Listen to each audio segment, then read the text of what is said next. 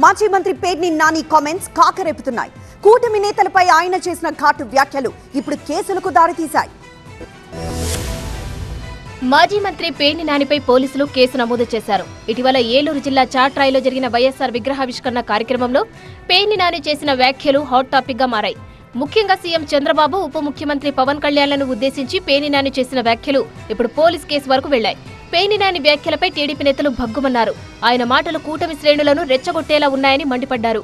పేర్ని నాని విమర్శలు ముఖ్యమంత్రి, deputy CM గౌరవానికి భంగం కలిగించేలా ఉన్నాయని మచిలీపట్నంలోని ఇనగదూరుపేట పోలీస్ స్టేషన్లో ఫిర్యాదు చేశారు టీడీపీ నేతలు. గౌరవ ముఖ్యమంత్రి గారి మీద నాలిక మీద వార్తలు పెట్టాలని చెప్పేసి ఇట్లా అసందర్భంగా అక్కడ సందర్భం లేకపోయినా కూడా రెచ్చగొట్టే విధంగా వ్యాఖ్యలు చేశాడు. మా మనోభావాలు దెబ్బతిన్నాయి. వాటన్నిటి మీద కూడా మీకు పలు సెక్షన్లతో మీకు రాతపూర్వకంగా ఫిర్యాదు ఇచ్చినాం. మీరు విచారించి తగు చర్యలు తీసుకోవాలని చెప్పేసి కోరుతున్నాం. టీడీపీ నేతల ఫిర్యాదును స్వీకరించిన పోలీసులు పేర్ని నానిపై 196(1), 353(2), 351(2), 352 ఆఫ్ బిఎన్ఎస్ సెక్షన్ల కింద కేసు నమోదు చేశారు.